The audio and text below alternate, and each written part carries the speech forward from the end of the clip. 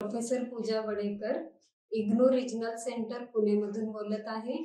मागच्या लेक्चरला आपण मागणीची संकल्पना पाहिली, मागणीचा नियम पाहिला. आज आपण सूक्ष्म अर्थशास्त्राचा अभ्यास करताना त्यामध्ये मागणीची लवचिकता ही एक संकल्पना पाहणार आहोत. मागणीची लवचिकता म्हणजे काय? तर आपण मागणीच्या नियमामध्ये काय पाहिलं की वस्तूची किंमत वाढली असता वस्तूची मागणी कमी होते आणि वस्तूची किंमत कमी झाली असता मागणी वाढते. म्हणजेच किंमत आणि मागणी यातील आपण ढोबळ संबंध सांगतो की किंमत आणि मागणी यांच्यात विरुद्ध संबंध आहे. परंतु मागणीची लवचिकता या संकल्पनेमध्ये आपण किंमत किती प्रमाणात बदलल्यामुळे मागणी किती प्रमाणात बदलते या बदलाचा अभ्यास म्हणजेच काय तर मागणीची लवचिकता. तर मागणीची लवचिकता म्हणजे काय तर वस्तूच्या किमतीत होणाऱ्या शेकडा बदलामुळे वस्तूच्या मागणी परिमाणात होणारा शेकडा बदल म्हणजेच आणि या बदलाचे प्रमाण म्हणजेच काय तर मागणीची लवचिकता. मागणीच्या लवचिकतेमध्ये आपण काय पाहतोय तर किमतीतील बदलामुळे मागणी परिमाणात होणारा बदल म्हणजेच मागणीची लवचिकता. किमतीत होणाऱ्या बदलामुळे मागणीत होणारा बदल म्हणजेच काय तर मागणीची लवचिकता म्हणजेच बदलाचा प्रमाण इथे आपण पाहतोय. आपल्याला मागणीचा नियम काय सांगतो? मागणीचा नियम फक्त आपल्याला सांगतो की किंमत कशी बदलल्यावर मागणी कशी बदलतीये. किंमत वाढल्यावर मागणी कमी होतीये, किंमत कमी झाल्यावर मागणी वाढतीये. परंतु मागणीच्या लवचिकतेमध्ये आपण काय पाहतोय तर किमतीत आणि मागणीत जो बदल होतोय तो कसा होतोय, किती प्रमाणात होतोय, हा जो बदल आहे यालाच आपण मागणीची लवचिकता असे म्हणतो. मागणीच्या लवचिकतेचे डॉक्टर मार्शल यांनी 3 प्रकार सांगितलेले आहेत. त्यामध्ये मागणीची किंमत लवचिकता, दुसरा आहे मागणीची उत्पन्न लवचिकता आणि तिसरा आहे मागणीची छेदक लवचिकता. म्हणजेच काय तर किमतीत बदल झाल्यामुळे मागणी परिमाणात बदल होतो. म्हणजेच काय मागणीची किंमत लवचिकता. किंमत स्थिर असताना व इतर वस्तू म्हणजे काय पर्याय वस्तू आहेत, पूरक वस्तू आहेत, ह्या सर्व गोष्टी स्थिर असताना फक्त उत्पन्नात बदल झाल्यामुळे मागणीत काय बदल होतो याचा अभ्यास म्हणजेच काय तर मागणीची उत्पन्न लवचिकता. म्हणजेच मागणीच्या उत्पन्न लवचिकतेमध्ये आपण काय पाहतोय तर मागणीची उत्पन्न बदलल्यामुळे मागणीत किती प्रमाणात बदल होतोय या बदलाचा अभ्यास म्हणजेच काय मागणीची उत्पन्न लवचिकता.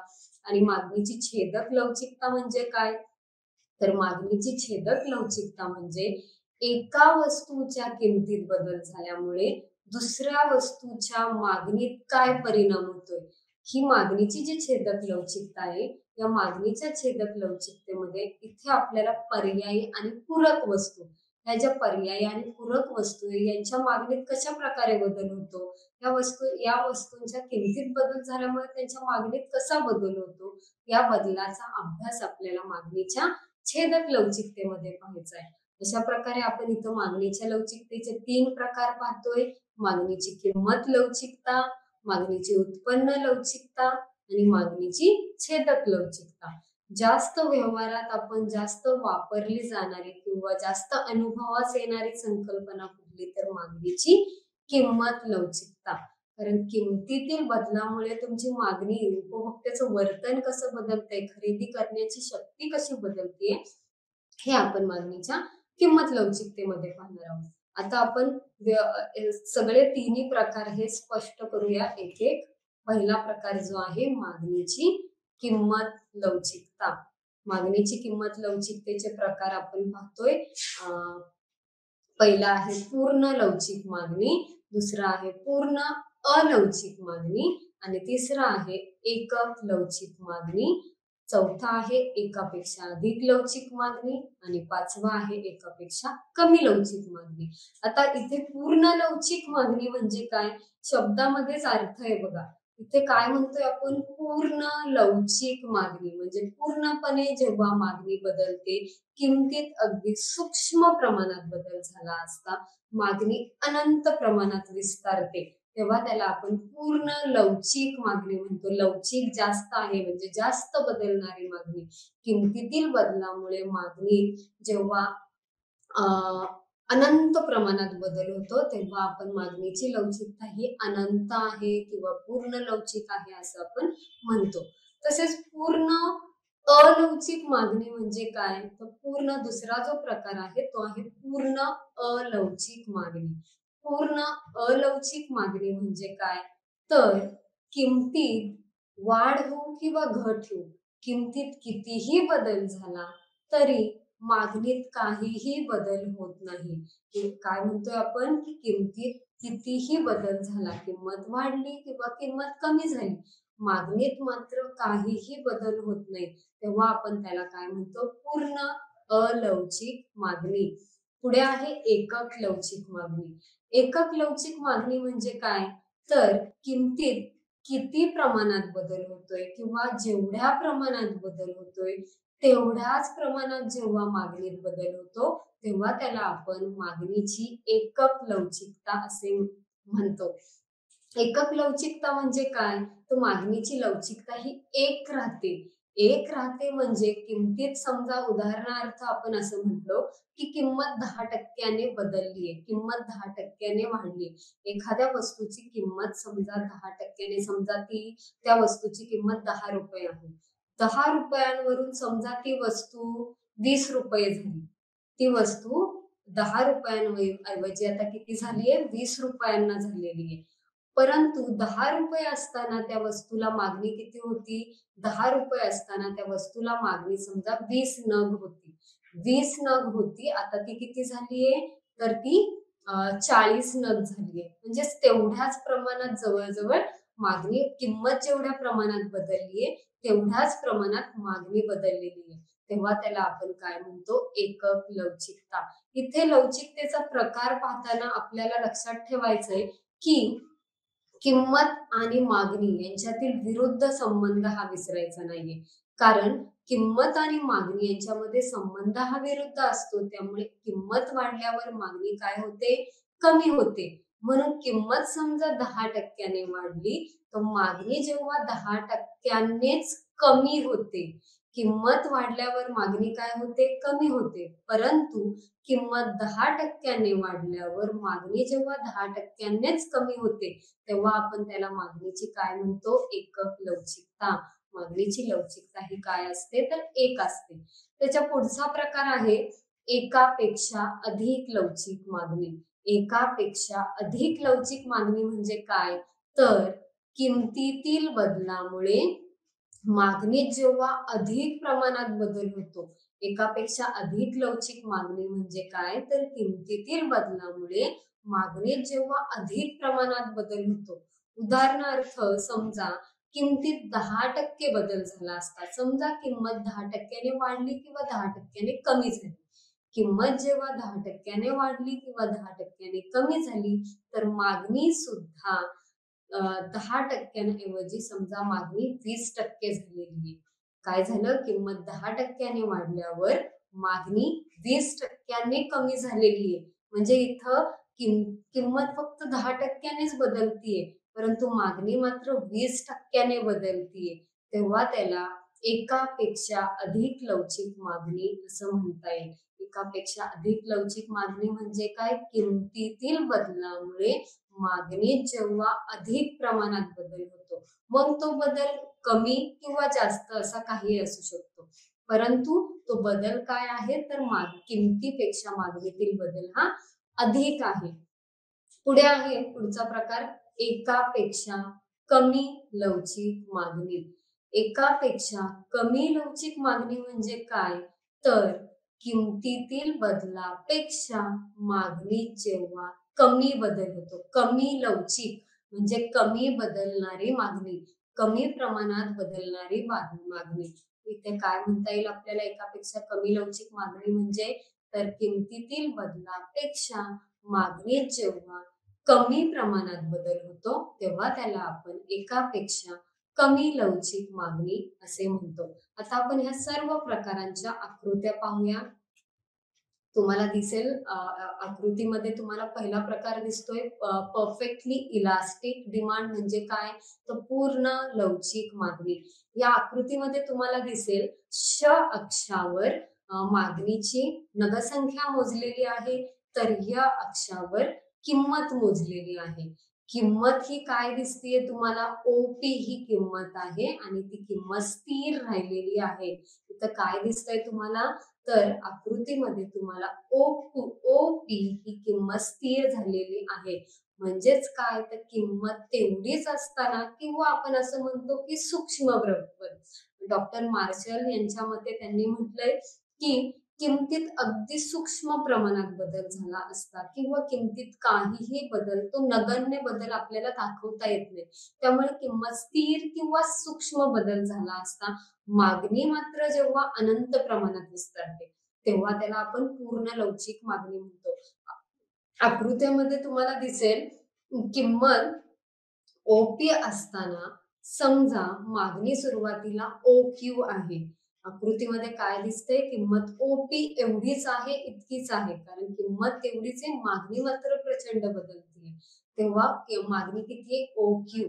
परंतु थोडा अगदी सूक्ष्म प्रमाणात किमतीत घट झाली तर काय होईल? मागणी OQ वरून OQ1 इतकी अनंत प्रमाणात एक्स अक्षावर किंवा अक्षावर कितीही लांब वाढू शकते. परंतु किंमत मात्र ओपी इतकीच तुम्हाला दिसेल. त्यामुळे पूर्ण लवचिक मागणी वक्र हा काय आहे? तर अक्षाला समांतर आहे. हा वक्र नेहमी पूर्ण लवचिक मागणी वक्र हा नेहमी अक्षाला समांतर तुम्हाला दिसेल. पुढचा प्रकार आहे म्हणून याला म्हणतात की इन्फिनिट हे चिन्ह दिसतंय तुम्हाला. इन्फिनिट म्हणजे आडवा 8, अनंत त्याचा अर्थ होतो. तर पूर्ण लवचिक मागणी जी आहे तिचं चिन्ह काय किंवा कोणत्या चिन्हाने दर्शवली जाते? तर अनंत, इन्फिनिट या चिन्हाने ती लवचिकता दर्शवली जाते. पुढे आहे परफेक्टली इनइलास्टिक म्हणजेच काय? तर पूर्ण अलवचिक. अलवचिक या शब्दामध्येच असं आहे की मागणी न बदलणारी आहे, अलवचिक आहे. म्हणून दुसऱ्या आकृतीमध्ये तुम्हाला दिसेल की अक्षावर मागणी दर्शवलेली आहे, या अक्षावर किंमत दर्शविलेली आहे. किंमत ओपी वरून जेव्हा OP1 होते, किंमत ओपी वरून जेव्हा OP1 होते म्हणजेच काय होतंय? किंमत वाढलेली आहे. किंमत वाढू किंवा कमी होऊ, OP1 वरून परत पुन्हा किंमत जर OP झाली, परंतु तुमची मागणी जी आहे त्या बदलत्या किमतीला किंवा सुरुवातीच्या किमतीला ती OQ इतकीच राहिलेली आहे.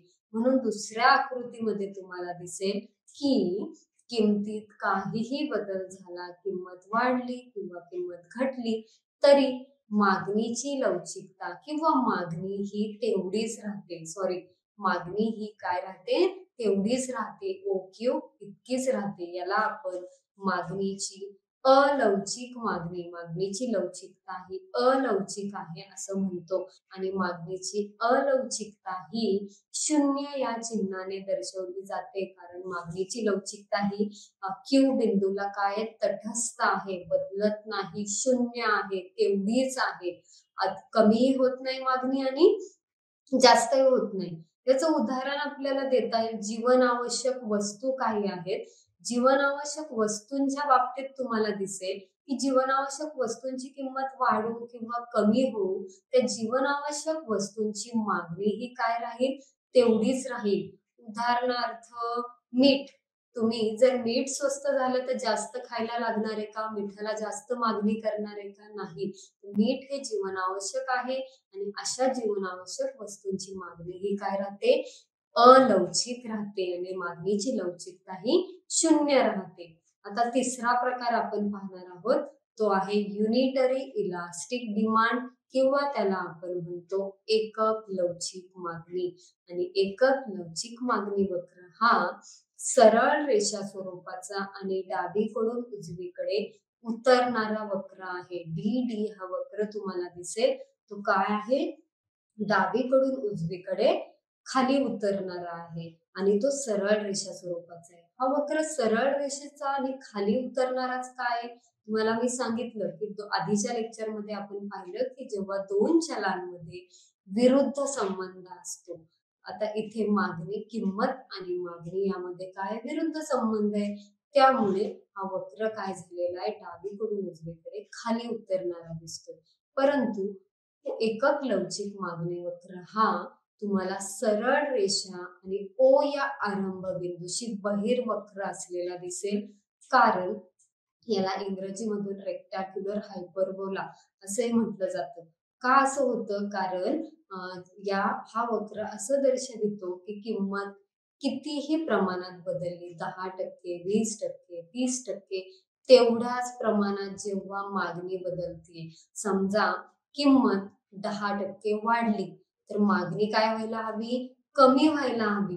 परंतु मागणी सुद्धा 10%नीच कमी होत असेल तर त्याला आपण काय म्हणतो? एकक लवचिक मागणी. त्याचं सूत्र काय आहे? तर मागणीतील याचं सूत्र आपण कसं काढू शकतो? तर मागणीतील शेकडा बदल भागिले किमतीतील शेकडा बदल यांच्या गुणोत्तराने आपण मागणीची किंमत लवचिकता मोजू शकतो. ते आपण पुढे पाहणारच आहोत सूत्र.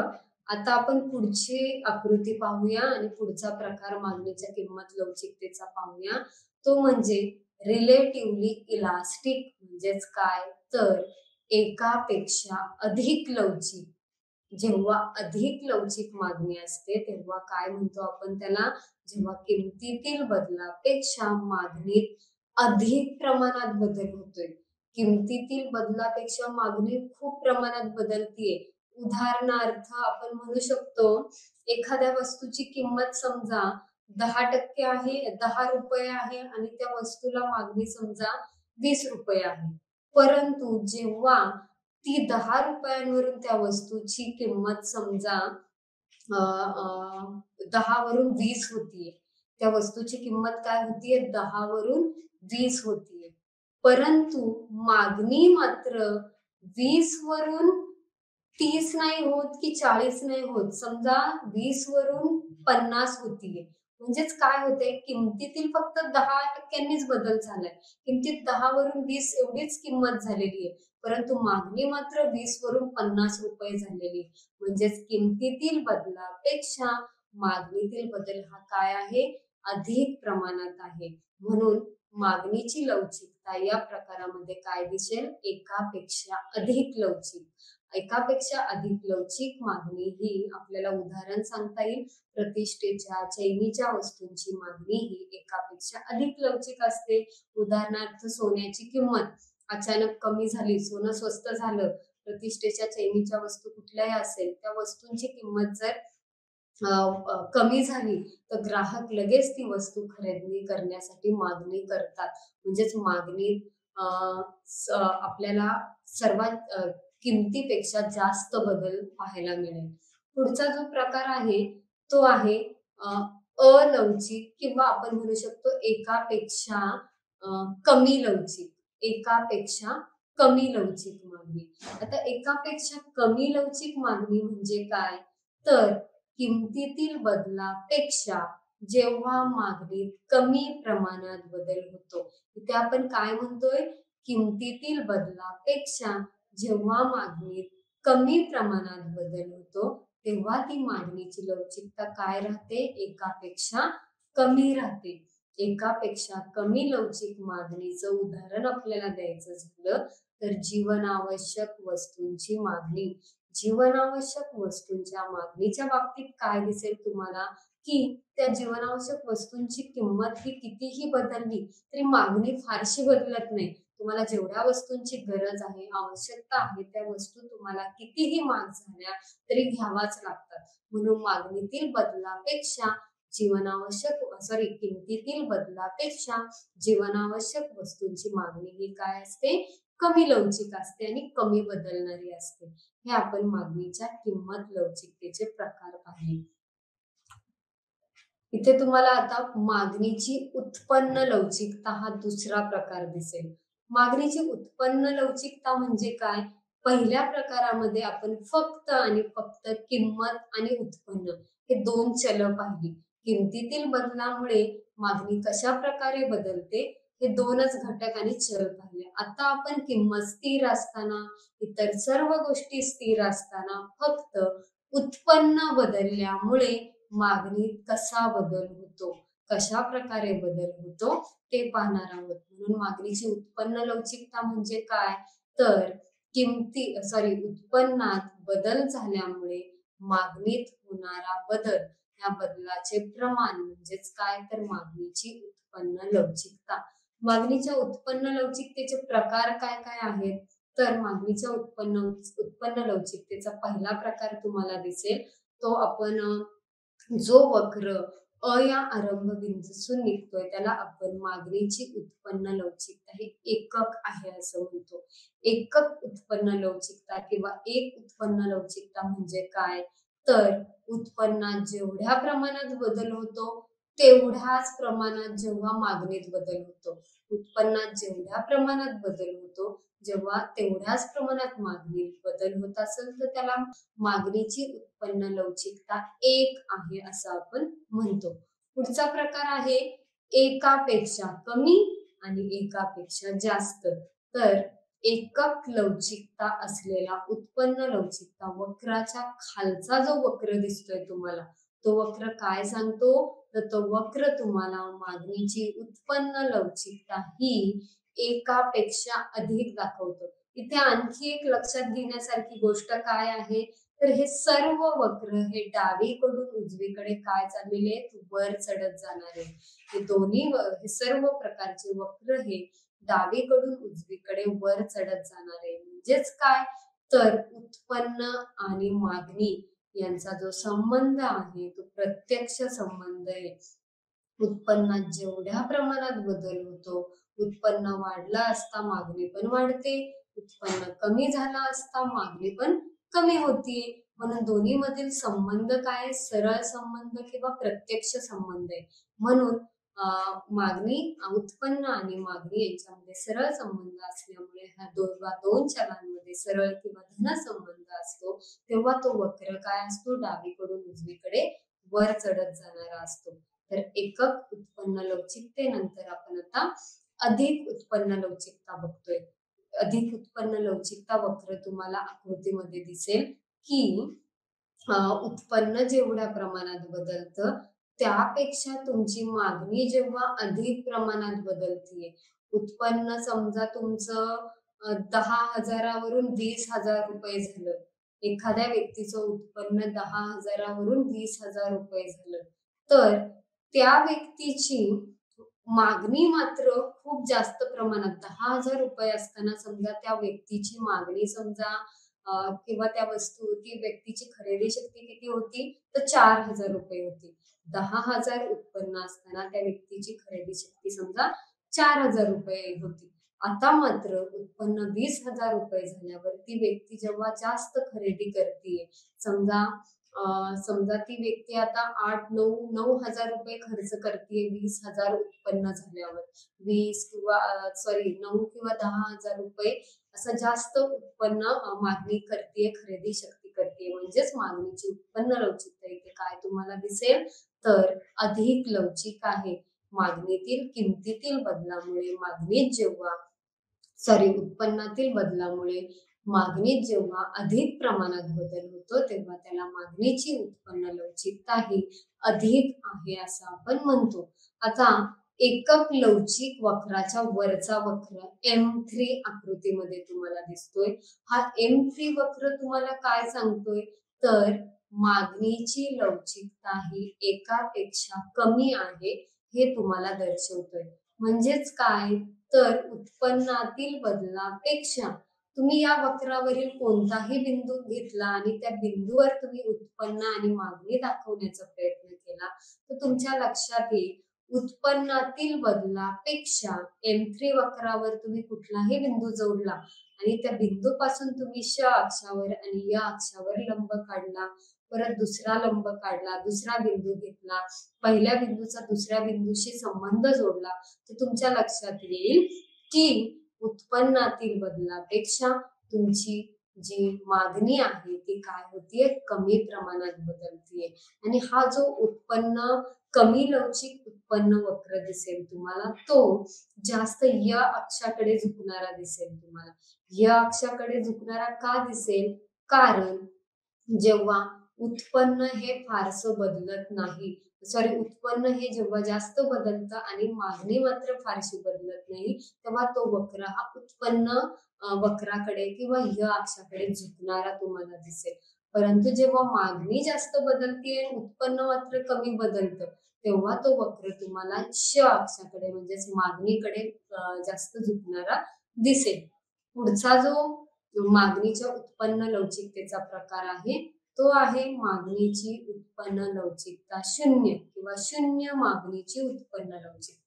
शून्य मागणीची उत्पन्न लवचिकता आपण आधीच्या मागणीच्या किंमत लवचिकतेच्या प्रकारामध्ये तुम्ही पाहिलं असेल की मागणीची किंमत लवचिकता शून्य कधी राहिलेली आहे? जेव्हा किमतीत काहीही बदल होऊ दे, तुमची मागणी जेव्हा काय राहतीये, स्थिर आणि तटस्थ राहतीये, तुमची मागणी तेवढीच राहतीये, तेव्हा ती शून्य मागणीची किंमत लवचिकता होते. तसाच प्रकार इथं आपल्याला मागणीच्या उत्पन्न लवचिकतेमध्ये दिसतोय. जेव्हा उत्पन्नात घट होऊ, वाढ होऊ, उत्पन्नामध्ये काहीही बदल झाला तरी मागणी मात्र तुमची काय राहतीये, तेवढीच राहतीये, तेव्हा त्याला मागणीची शून्य उत्पन्न लवचिकता असे म्हणतात. म्हणजेच उत्पन्नातील बदलामुळे तुमच्या मागणीवर काहीच बदल होत नाही, तेव्हा ती मागणीची उत्पन्न लवचिकता काय राहते, शून्य राहते. पुढे आहे मागणीची ऋण उत्पन्न लवचिकता. महत्वाचा प्रकार आहे हा मागणीची ऋण उत्पन्न लवचिकता.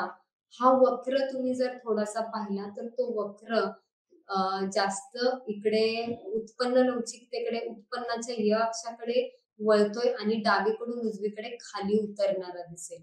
म्हणजेच खाली उतरेल, थोडं जास्त इकडे वळला तर तो डावीकडून उजवीकडे खाली उतरणारा दिसतो. असं का होतं? ऋण उत्पन्न लवचिकता म्हणजे काय? जेव्हा उत्पन्न आणि मागणी यांच्यात विरुद्ध संबंध असतो. आतापर्यंत आपण सर्व प्रकारांमध्ये उत्पन्न आणि मागणी यांच्यात सरळ संबंध पाहिला. उत्पन्न जेवढं बदलतं किंवा उत्पन्न वाढलं, मागणीही वाढते. उत्पन्न कमी झालं, मागणी कमी होते. परंतु ऋण उत्पन्न लवचिकता ही च्या बाबतीत आपल्याला उत्पन्न वाढल्यावर मागणी कमी होताना दिसते, उत्पन्न कमी झाल्यावर मागणी वाढताना दिसते. असं का होतं? तर याचं एक चांगलं उदाहरण आपल्याला देता येईल. निकृष्ट वस्तू. निकृष्ट वस्तूंची उत्पन्न लवचिकता ही नेहमी ऋण राहते. कारण निकृष्ट वस्तूंच्या बाबतीत काय होतं की एखाद्या निकृष्ट वस्तूची किंमत कमी झाली. काय म्हणतेय मी? तर एखाद्या निकृष्ट वस्तूची किंमत कमी झाली तर ती व्यक्तीची वास्तव उत्पन्न वाढतं. वास्तव उत्पन्न म्हणजे काय? तर किंमत कमी झाल्यामुळे एखाद्या उपभोक्त्याची जेव्हा खरेदी करण्याची शक्ती वाढते. किंमत कमी झाल्यामुळे पूर्वी समजा तुम्हाला 5 रुपयाला 2च वस्तू मिळत होत्या. परंतु 2 रुपये जेव्हा ती वस्तू होते, तेव्हा तुम्हाला त्या वस्तूत 5 वस्तू मिळतात. 2 रुपयात 5 वस्तू मिळतात आहे, परंतु पूर्वी तुम्हाला 5 रुपयात 2च वस्तू मिळत होत्या. म्हणून काय होतं निकृष्ट वस्तूंच्या बाबतीत? किंमत कमी झाल्यामुळे तुमची खरेदी करण्याची शक्ती वाढतीये. तुम्ही जास्त वस्तू खरेदी करू शकता. परंतु निकृष्ट वस्तूंच्या बाबतीत किंमत कमी झाल्यावर त्यांचं वास्तव उत्पन्न वाढतं, खरेदी करण्याची शक्ती वाढते. त्यामुळे त्या व्यक्ती काय करतात? निकृष्ट वस्तू खरेदी करण्याऐवजी त्या अधिक चांगल्या आणि चांगल्या प्रतीच्या वस्तू खरेदी करतात. श्रेष्ठ वस्तू किंवा चांगल्या वस्तू, काय म्हणतात, गुणात्मक वस्तू खरेदी करतात. उदाहरणार्थ समजा बाजरीची किंमत समजा वाढली, बाजरीची किंमत कमी झाली. समजा बाजरी आणि गहू या 2 वस्तू आहे, किंवा ब्रेड आणि आपण घेऊया बटर, किंवा आपण हे घेऊया चीज आणि बटर असं घेऊया. बटर समजा निकृष्ट आहे आणि चीज हे समजा चांगल्या प्रतीचं आहे. चीज हे चांगल्या प्रतीची वस्तू आहे, कारण ही निकृष्ट वस्तूचं प्रत्येक उपभोक्त्याखेरीज प्रत्येक उपभोक्त्यानुसार निकृष्ट वस्तूची संकल्पना बदलते. ही निकृष्ट वस्तू प्रत्येक उपभोक्त्याच्या दृष्टीनेही वेगवेगळे असू शकते. इथे आपण काय म्हटलं, चीज हे चांगल्या प्रतीचे आहे किंवा श्रेष्ठ वस्तू आहे आणि बटर हे आपण निकृष्ट प्रतीचं समजलं. तर काय होतं, बटरची किंमत कमी झाल्यामुळे तुम्ही बटर खरेदी न करता बटरची किंमत कमी झाल्यामुळे तुमची खरेदी शक्ती वाढतीये. तुम्ही काय करता, वाढलेल्या खरेदी शक्तीमुळे तुम्ही श्रेष्ठ वस्तूंची मागणी वाढवता आणि जरी श्रेष्ठ वस्तूंची किंमत जास्त असली तरी तुम्ही ती वस्तू खरेदी करता. म्हणून निकृष्ट वस्तूंच्या बाबतीत मागणीची उत्पन्न लवचिकता ही ऋण राहते. ऋण राहते म्हणजेच काय, तर उत्पन्न आणि मागणी यांच्यात विरुद्ध संबंध दिसून येतो. पुढे आपण मागणीच्या लवचिकतेचा तिसरा प्रकार पाहणार आहोत, म्हणजेच तो मागणीची छेदक लवचिकता. मागणीची छेदक लवचिकता म्हणजे काय, तर मी तुम्हाला आताच म्हटलं की ज्या इतर वस्तू आहेत त्या इतर वस्तूंमध्ये पर्यायी वस्तू आणि पूरक वस्तू म्हणतात. पर्यायी वस्तू म्हणजे काय, एका वस्तूऐवजी जेव्हा आपण दुसरी वस्तू खरेदी करतो तेव्हा ती काय होते, पर्यायी वस्तू होते. आणि पूरक वस्तू म्हणजे काय, जेव्हा एकत्रितपणे एखाद्या वस्तूला मागणी करतो तेव्हा त्याला आपण पूरक वस्तू म्हणतो. म्हणून जेव्हा या वस्तूंच्या किमतींमध्ये बदल झाल्यामुळे या वस्तूंच्या मागणीत होणारा परिमाणाचा अभ्यास म्हणजेच काय, तर मागणीची छेदक लवचिकता. त्यामध्ये पूर्ण छेदक लवचिकता आहे, शून्य छेदक लवचिकता प्रकार आहे, धन छेदक लवचिकता प्रकार आहे आणि ऋण छेदक लवचिकता प्रकार आहे. पूर्ण छेदक लवचिकता म्हणजे काय, तर श वस्तूच्या किमतीत बदलल्यामुळे श वस्तूची किंमत अगदी सूक्ष्म प्रमाणात बदलली किंवा काहीच बदलली नाही, तर य वस्तूची मागणी, मी काय म्हणतेय, श वस्तूची किंमत बदलल्यामुळे य वस्तूची मागणी जेव्हा अनंत प्रमाणात बदलते तेव्हा त्याला पूर्ण छेदक लवचिकता असं म्हणता येईल. पुढे आहे शून्य छेदक लवचिकता. शून्य छेदक लवचिकता म्हणजे काय, जेव्हा ती वस्तू सामान्य वस्तू असते, ती वस्तू पर्यायी किंवा पूरक नसते, वस्तू ह्या परस्पर संबंधित नसतात, तेव्हा त्या वस्तूची लवचिकता ही काय असते, शून्य छेदक लवचिकता असते. शून्य छेदक लवचिकता म्हणजे ती वस्तू परस्परांशी संबंधित नसते. उदाहरणार्थ कॉम्प्युटर आणि आपण एखादा म्हणूया ब्रेड आणि कॉम्प्युटर यांचा काहीच संबंध नाही. ही जीवनावश्यक वस्तू आहे आणि कॉम्प्युटर ही वेगळी आपली इलेक्ट्रॉनिक वस्तू आहे. त्यामुळे ह्यांचा काहीही संबंध नसल्यामुळे ज्या वस्तू स्वतंत्र असतात, एकमेकांशी संबंधित नसतात, त्यांची लवचिकता ही काय असते, शून्य छेदक लवचिकता असते. त्यामुळे त्या वस्तूंच्या किमतीतील बदलामुळे, एका वस्तूच्या किमतीतील बदलामुळे दुसऱ्या वस्तूच्या मागणीवर काहीही बदल होत नाही, तेव्हा त्या वस्तूची लवचिकता ही काय राहते, शून्य छेदक लवचिकता राहते. पुढे आहे धनछेदक लवचिकता. धनछेदक लवचिकता म्हणजे काय, तर आपण म्हणू शकतो धनछेदक लवचिकता म्हणजे एका वस्तूच्या किमतीत बदलल्यामुळे दुसऱ्या वस्तूच्या मागणीत वाढ होते. एका वस्तूच्या किमतीत वाढ झाल्यामुळे जेव्हा दुसऱ्या वस्तूच्या मागणीत वाढ होते तेव्हा आपण त्याला धनछेदक लवचिकता म्हणतात. प्रत्यक्ष वास्तवात पूरक आणि पर्यायी वस्तूंच्या बाबतीत आपल्याला हे शेवटचे दोन प्रकार अनुभवास येतात. ते दोन प्रकार म्हणजेच कुठले, तर धनछेदक लवचिकता आणि ऋणछेदक लवचिकता. धनछेदक लवचिकता म्हणजे मी काय म्हटलं आता, की एका वस्तूच्या किमतीत वाढ झाल्यामुळे दुसऱ्या वस्तूच्या मागणीत वाढ होतीये. समजा एक उदाहरण घेऊया आपण, पर्यायी वस्तूंची लवचिकता ही काय असते, तर धनछेदक लवचिकता असते. त्यांची छेदक लवचिकता काय असते पर्यायी वस्तूंची, तर धन असते. उदाहरणार्थ आपण चहा आणि कॉफी घेऊया. चहाची किंमत वाढल्यामुळे तुम्ही चहा का खरेदी कराल, तुम्ही चहा नाही घेणार, तुम्ही काय कराल, तर कॉफीला मागणी वाढवा. म्हणजेच काय होतंय, एका वस्तूची किंमत वाढल्यामुळे दुसऱ्या वस्तूची मागणी वाढतीये. जेव्हा आपण आकृती दाखवतो तेव्हा आकृतीमध्ये श अक्षावर नेहमी मागणी असते एका वस्तूची आणि य अक्षावर नेहमी दुसऱ्या वस्तूची किंमत दर्शवली जाते. धनछेदक लवचिकतेमध्ये एका वस्तूची किंमत वाढल्यामुळे दुसऱ्या वस्तूची मागणी वाढते आणि एका वस्तूची किंमत कमी झाल्यामुळे दुसऱ्या वस्तूची मागणी सुद्धा कमी होते. म्हणून धनछेदकता लवचिकता दर्शविणारा वक्र हा डावीकडून उजवीकडे काय असतो, वर चढत जाणारा असतो. पुढे आहे ऋण छेदक लवचिकता. मागणीची छेदक लवचिकतेचा दुसरा प्रकार आपण पाहतोय आणि तो म्हणजे ऋण छेदक लवचिकता. ऋण छेदक लवचिकता हा पूरक वस्तूंच्या बाबतीत अनुभवास येणारा प्रकार आहे. ऋण छेदक लवचिकता म्हणजे काय, तर एका वस्तूच्या किमतीत वाढ झाल्यामुळे दुसऱ्या वस्तूच्या मागणीत घट होते. इथं संबंध ऋण म्हणजे काय, ऋण म्हणजे विरुद्ध संबंध आणि छेदक लवचिकता असल्यामुळे एक वस्तूची किंमत आणि दुसऱ्या वस्तूची आपण मागणी विचारात घेतलेली आहे. म्हणून ऋणछेदक लवचिकता म्हणजे काय, तर एका वस्तूच्या किमतीत वाढ झाल्यामुळे दुसऱ्या वस्तूच्या मागणीत घट होते. उदाहरणार्थ पेट्रोलचे दर वाढले. समजा पेट्रोलचे दर वाढले तर काय होते, कार्सच्या मागणीत काय होते, घट होतीये. म्हणजे एकाची किंमत वाढतीये, दुसऱ्याची मागणी कमी होतीये. संबंध विरुद्ध आणि दोन्ही वस्तू वेगवेगळ्या पूरक वस्तू आहेत. म्हणून मागणीची ऋण छेदक लवचिकता आपल्याला इथे अनुभवास येईल पूरक वस्तूंच्या बाबतीत. आता शेवटी आपण पाहणार आहोत मागणीच्या लवचिकतेमध्ये मागणीची लवचिकता, निर्धारक घटक आणि महत्व.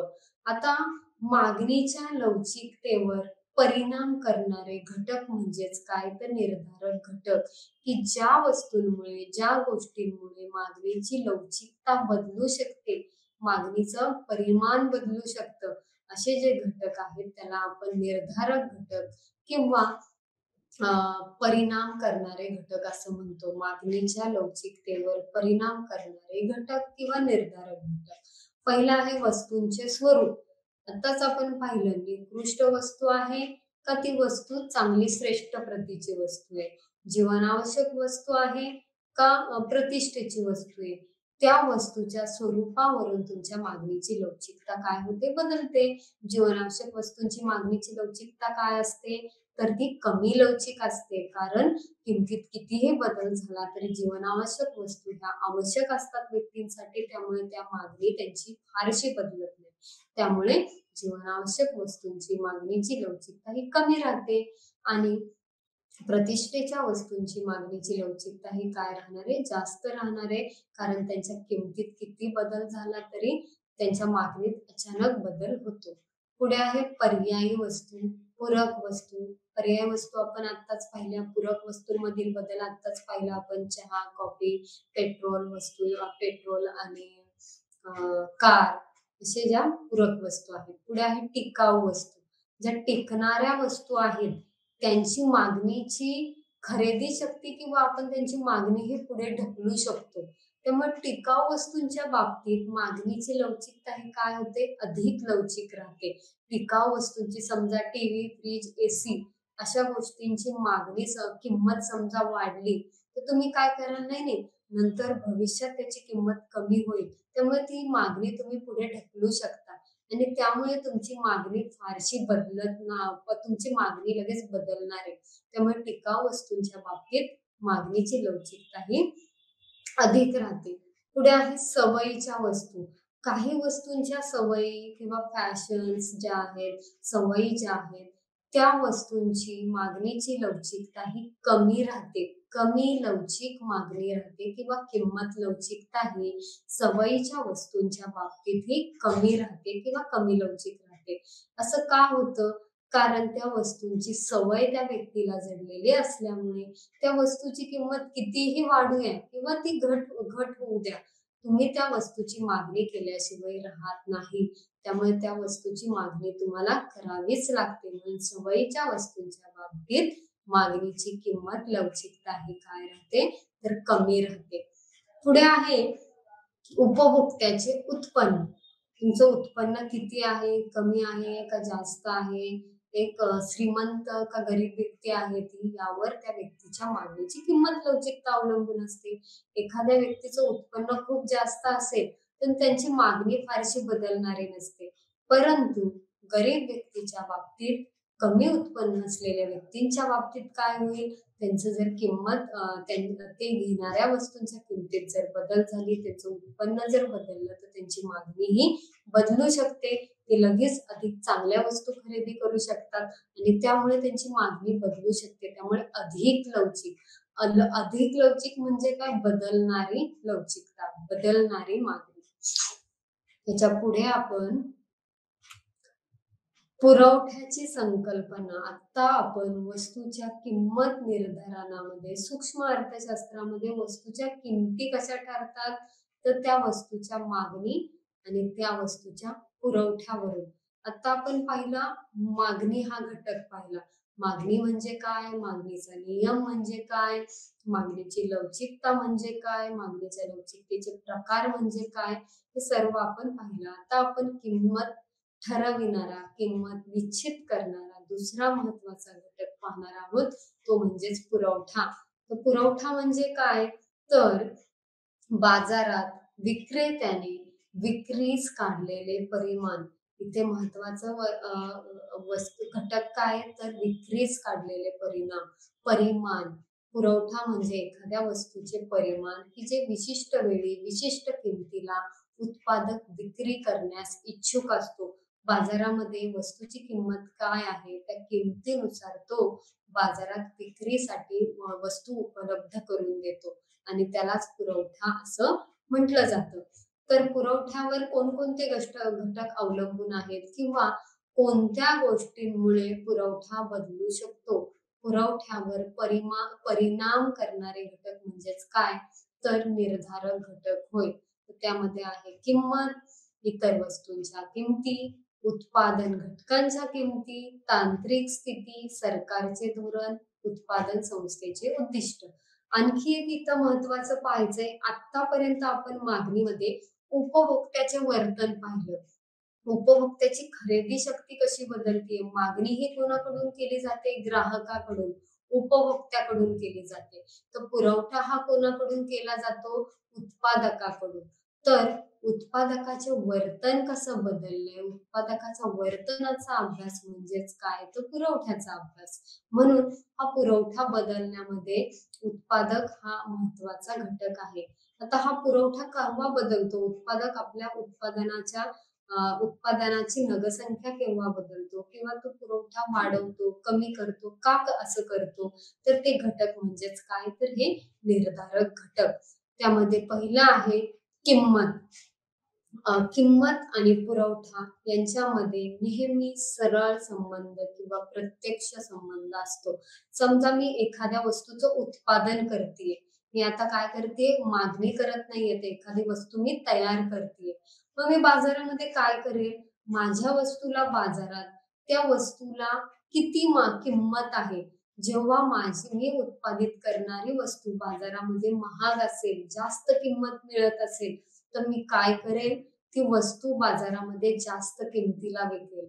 मी काय करेल? ती वस्तू बाजारामध्ये जास्त किमतीला विकण्याचा प्रयत्न करेल आणि जास्त पुरवठा, जास्त वस्तू बाजारात विक्रीसाठी उपलब्ध करेल. म्हणजेच काय? तर बाजारात किंमत जास्त असताना वस्तूचा पुरवठा हा काय राहतो? जास्त राहतो आणि बाजारात वस्तूची किंमत जर कमी असेल तर पुरवठा काय राहणार आहे? कमी राहणार आहे. मी जर बाजारात वस्तूला माझ्या किंमतच नसेल, किंमत कमी मिळत असेल, तर मी काय करेल? साठा करून ठेवेल, परंतु ती वस्तू बाजारात विक्रीसाठी उपलब्ध करून देणार नाही. म्हणजेच मी पुरवठा काय करेल? कमी ठेवेल. पुरवठा म्हणजेच काय? बाजारात विक्रीस काढलेले परिमाण आणि हे विक्रीस काढलेले परिमाण मी काय करेल? किंमत कमी असल्यावर कमी ठेवण्याचा प्रयत्न करेल. म्हणून किंमत आणि पुरवठा यांच्यात प्रत्यक्ष किंवा धन संबंध असतो. किंमत वाढल्यावर पुरवठा वाढतो, किंमत कमी झाल्यावर पुरवठा कमी होतो. पुढे आहे इतर वस्तूंच्या किमती. इतर वस्तूंच्या किमती म्हणजे मी आताच सांगितलं पूरक वस्तू आणि पर्यायी वस्तू. इतर वस्तू म्हणजेच काय? तर पूरक वस्तू आणि पर्यायी वस्तू. पूरक वस्तूंच्या किमतीतील बदलामुळे त्या वस्तूंच्या पुरवठ्यात बदल होतो. चहाची किंमत वाढली तर काय होईल? कॉफीला मागणी वाढणार आहे, म्हणून उत्पादक काय करेल? कॉफीचा पुरवठा वाढवेल. म्हणून इतर वस्तूंच्या किमतीवर सुद्धा पुरवठा हा अवलंबून असतो. पुढे आहे उत्पादन घटकांच्या किमती. उत्पादन घटक म्हणजेच काय? वस्तू निर्मितीसाठी लागणारे जे घटक आहेत, भूमी, श्रम, भांडवल, संयोजक. हे भूमी, श्रम, भांडवल, संयोजक हे उत्पादन घटक. कच्चा माल. ह्या उत्पादन घटकांच्या किमती जर जास्त असतील तर उत्पादकाला जास्त खर्च करावा लागेल, म्हणून तो पुरवठा काय करेल? कमी ठेवेल. परंतु उत्पादन घटकांच्या किमती जर कमी असतील, स्वस्त किंवा चांगल्या दराने, कमी दराने त्याला जर ह्या घटक उपलब्ध असतील, कच्चा माल चांगल्या दराने त्याला उपलब्ध होत असेल, तर काय करेल? उत्पादक त्या वस्तूचं उत्पादन वाढवेल, पुरवठा वाढवेल. म्हणून उत्पादन घटकांच्या किमती जर जास्त असेल तर उत्पादन खर्च हा काय होतो? वाढतो. उत्पादन खर्च वाढल्यामुळे उत्पादक पुरवठा हा कमी ठेवतो. परंतु उत्पादन घटकांच्या किमती जर कमी असेल तर त्याचा खर्च कमी राहून तो पुरवठा काय करतो? वाढवतो. पुढे आहे तांत्रिक स्थिती. तांत्रिक स्थिती म्हणजे काय? तर तांत्रिक स्थितीमध्ये आपण पाहू शकतो पारंपरिक जुनाट तंत्रज्ञान आणि आधुनिक तंत्रज्ञान. तांत्रिक स्थिती जशी बदलते तसा पुरवठा किंवा उत्पादन नगरसंख्या पण बदलणार आहे. त्यामुळे जुनाट तंत्रज्ञान असेल तर पुरवठा हा कमी राहील, परंतु आधुनिक मशीन्स असतील, आधुनिक तंत्रज्ञान असेल, तांत्रिक स्थिती असेल एखाद्या उद्योगामध्ये, तर पुरवठा काय राहील? जास्त राहील, कारण जास्त वेगाने वस्तू व सेवा उत्पादित केल्या जातील. त्याच्या पुढचा पॉइंट आहे सरकारचे धोरण. सरकारचे धोरण हा एक पुरवठ्यावर परिणाम करणारा एक घटक आहे. सरकारचं धोरण काय आहे? सरकार समजा उदाहरणार्थ सरकारचं धोरण सबसिडी जाहीर केली एखाद्या वस्तूच्या उत्पादनावर. सरकारने काय केली? एखाद्या वस्तूच्या उत्पादनावर सबसिडी जाहीर केली, निधी उपलब्ध करून दिला, तर उत्पादक काय करेल? स्वस्त दराने त्याला कर्ज पुरवठा मिळाला तर उत्पादक त्या वस्तूचं आणखी उत्पादन वाढवेल. त्यामुळे पुरवठा वाढेल, पुरवठा कमी होणार नाही. परंतु एखाद्या वस्तूवर सरकारने कर लादल्यामुळे उत्पादकाचा उत्पादन खर्च वाढेल, कर भरावा लागेल उत्पादकाला, म्हणून उत्पादन काय करेल? तो कमी करेल, पुरवठा हा कमी ठेवेल जेव्हा कर वाढेल तेव्हा. म्हणून सरकारचे धोरण हे सुद्धा पुरवठा निश्चितीमध्ये महत्वाचं भूमिका बजावते. पुढे आहे उत्पादन संस्थेची उद्दिष्ट. उत्पादन संस्थेचे उद्दिष्ट हा एक महत्वाचा घटक आहे. उत्पादन संस्थेचे उद्दिष्ट काय? उत्पादन संस्थेचे उद्दिष्ट समजा जास्तीत जास्त नफा मिळवणे हे असेल. उत्पादन संस्थेचे उद्दिष्ट हे जास्तीत जास्त नफा मिळवणे असेल तर उत्पादक काय करेल? किंवा पुरवठादार जो आहे तो काय करेल? वस्तूची किंमत वाढवेल. जेव्हा वस्तूची किंमत वाढवतो तेव्हा त्याला जास्त नफा मिळणार आहे, परंतु विक्री संख्या तो कमी ठेवेल. तेव्हा उत्पादन संस्थेचे उद्दिष्ट काय आहे त्याच्यावर पुरवठा अवलंबून आहे. उत्पादन संस्थेचे उद्दिष्ट कशावर अवलंबून आहे? तर किंमत वाढली, किंमत तो जास्त ठेवून नफा मिळवण्याचे उद्दिष्ट असेल तर पुरवठा तो कमी ठेवेल. काय करेल उत्पादक?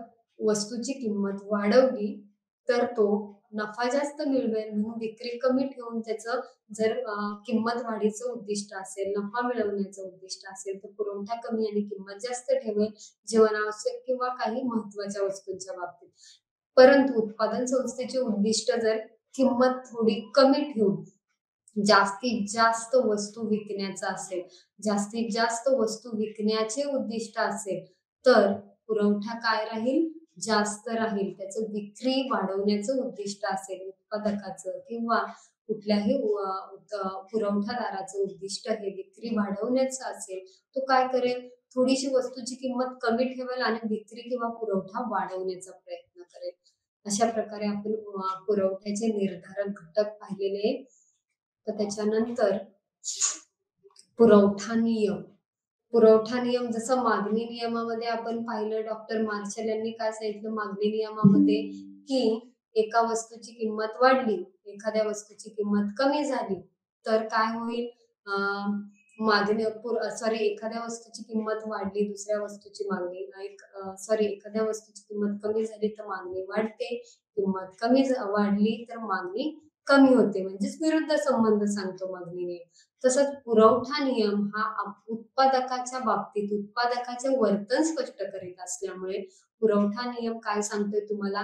इतर परिस्थिती कायम असताना एखाद्या वस्तूची किंमत वाढली तर त्या वस्तूचा पुरवठा सुद्धा वाढतो आणि एखाद्या वस्तूची किंमत कमी झाली तर त्या वस्तूचा पुरवठा सुद्धा कमी होतो. हा पुरवठा नियम तुम्हाला स्पष्ट करणार आहे. इथे तुम्हाला लक्षात येईल इतर परिस्थिती कायम असं म्हटलेलं आहे आपण. इतर परिस्थिती कायम असं का म्हटलेलं आहे आपण? कारण इतर परिस्थितीमध्ये लोकसंख्या, मागणी, फॅशन, आवडी-निवडी, लोकांचे उत्पन्न ह्या गोष्टी पुरवठ्यावर परिणाम करतात ते. तसेच पुरवठ्याचे निर्धारक घटक पण आता आपण पाहिले, हे निर्धारक घटक जर बदलले, हे घटक बदलल्यामुळे पुरवठा बदलू शकतो.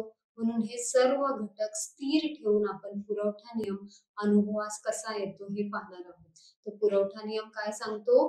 किंमत आणि पुरवठा यांच्यातील सरळ किंवा प्रत्यक्ष संबंध पाहतो. त्याच्यामध्ये इथे तुम्हाला दिसेल पुरवठा वक्राची एक अनुसूची दिलेली आहे, तक्ता दिलेला आहे आणि एक आकृती दिसतेय तुम्हाला.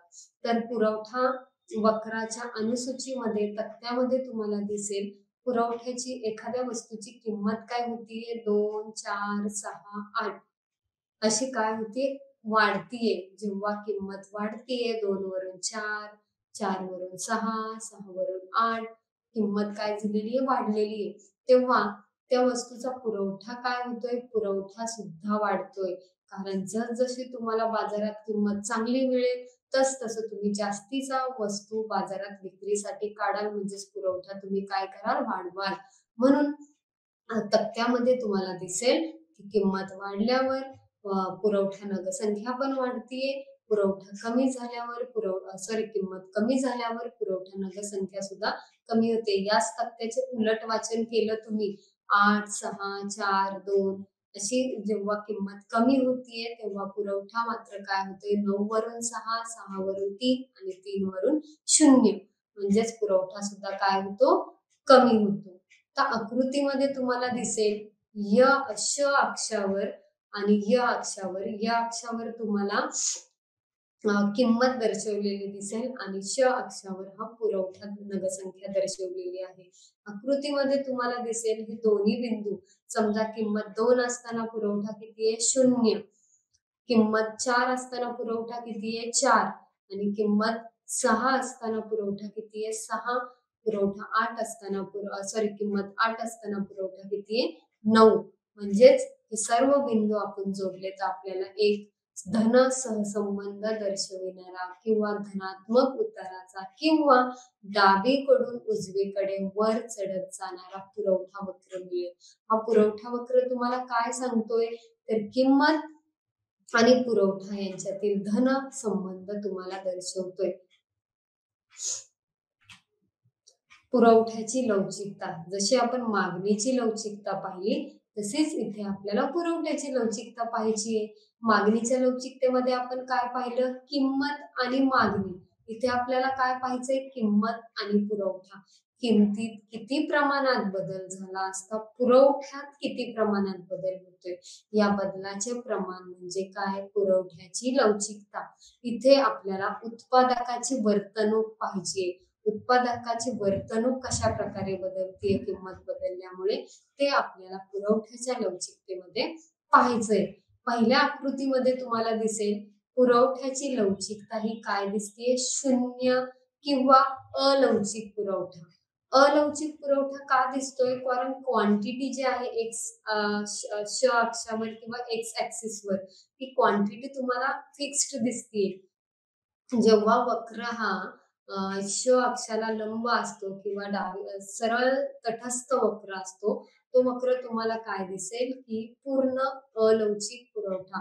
त्याचा अर्थ असा होतो की किमतीत कितीही बदल झाला, किंमत वाढली, किंमत कमी झाली, तरी पुरवठा मात्र तेवढाच राहिलेला आहे. तेव्हा पुरवठ्याची लवचिकता ही शून्य राहते. दुसरं आहे पुरवठ्याची लवचिकता ही अनंत किंवा आपण असं म्हणू शकतो लवचिक पुरवठा. पूर्ण लवचिक पुरवठा म्हणजे काय?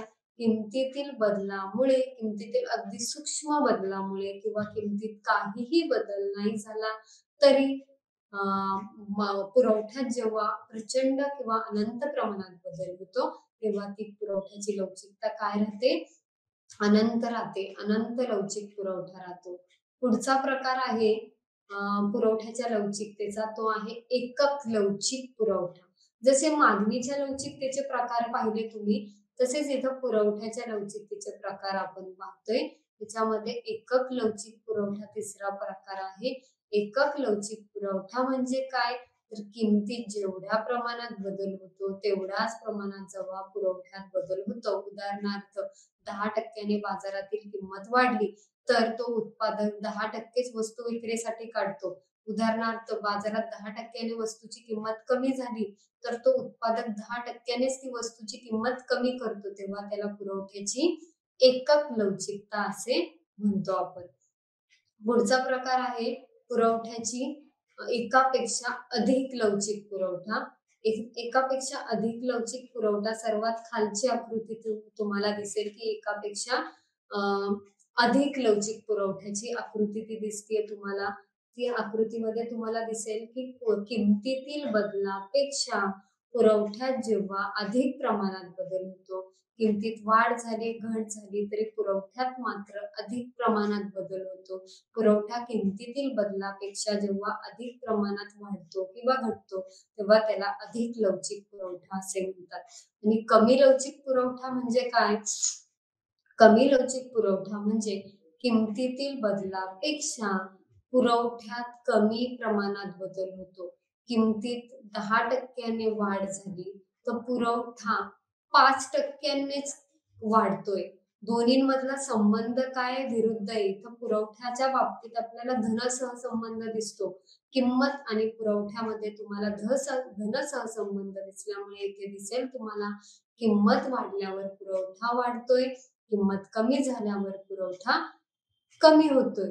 म्हणून इथे तुम्हाला दिसेल की जो वक्र आहे ते सर्व वक्र डावीकडून उजवीकडे वर चढत जाणार आहे. म्हणून किंमत वाढल्यावर पुरवठा वाढतो, किंमत कमी झाल्यावर पुरवठा कमी होतो. म्हणून धन लवचिक पुरवठा म्हणजे काय? धन लवचिक पुरवठा म्हणजे किमतीत जेवढ्या प्रमाणात बदल होतो त्याच्यापेक्षा जास्त प्रमाणात पुरवठ्यात बदल होतो. आणि दुसरा जो प्रकार आहे तो आहे कमी लवचिक पुरवठा वक्र किंवा कमी लवचिक पुरवठा. कमी लवचिक पुरवठा ही चौथ्या आकृतीत जी दिसतेय तुम्हाला, चौथ्या आकृतीमध्ये दिसेल तुम्हाला की किमतीतील बदलापेक्षा जेव्हा पुरवठ्यात कमी प्रमाणात बदल होतो, किमतीत वाढ झाली, समजा किमतीत 10%ने वाढ झालेली आहे, पुरवठ्यात मात्र 5%नेच वाढ होतीये. दोन्हींमध्ये वाढच होतीये. किमतीतही वाढ होतीये, पुरवठ्यातही वाढ होते. किमतीत घट झाल्यावर पुरवठ्यातही घट होते. परंतु कमी लवचिक पुरवठ्यामध्ये किमतीत 5%ने वाढ झाली असता पुरवठ्यात 5%नेच वाढ किमतीत 5%ने वाढ झाली असता पुरवठ्यात जर 2%नेच वाढ होत असेल तर त्याला काय म्हणता येईल? कमी लवचिक पुरवठा. इथे 5%ने किंमत बदलतीये, पुरवठा मात्र 2%नेच बदलतोय, म्हणून त्याला आपण कमी लवचिक पुरवठा असं म्हणतो. अशा प्रकारे आपण पुरवठ्याची लवचिकता ही संकल्पना पाहिलेल्या आहेत. त्याच्यामध्ये पूर्ण लवचिक पुरवठा वक्र, पूर्ण लवचिक पुरवठा वक्र, एकक लवचिक पुरवठा वक्र, एकापेक्षा अधिक लवचिक पुरवठा वक्र आणि एकापेक्षा कमी लवचिक पुरवठा वक्र, असे 5 प्रकार आपण पुरवठ्याच्या लवचिकतेचे पाहिलेले आहेत. आज आपण वस्तूची किंमत निश्चित करण्यासाठी जे 2 महत्वाचे घटक आहेत, मागणी आणि पुरवठा, हे 2 महत्वाचे घटक आपण घटकांचा अभ्यास केलाय. त्यामध्ये मागणी म्हणजे काय, पुरवठा म्हणजे काय, मागणी कशी बदलतीये, कोणाचं वर्तन स्पष्ट करतीये, तो उपभोक्त्याचं किंवा ग्राहकाचं. तो पुरवठा उत्पादकाचं वर्तन निश्चित करतो. मग त्यांच्या बदलाचे प्रमाण कसे असतं, त्यांच्या लवचिकता म्हणजे काय, त्या लवचिकतांचे प्रकार आपण पाहिलेत. पुरवठ्यावर निर्धारित करणारे घटक काय आहेत, म्हणजे पुरवठा ज्या गोष्टींमुळे बदलतो, त्या गोष्टी आपण पाहिलेल्या आहेत. त्यालाच पुरवठ्याचे निर्धारक घटक असं म्हटलेलं आहे. वस्तूच्या किंमत निश्चितीमध्ये आपण हे सर्व घटक, मागणी आणि पुरवठा, हे 2 महत्त्वाचे घटक आपण पाहिलेले आहेत. अशा प्रकारे आपण आज मागणी आणि पुरवठा यांचे घटक पाहिले.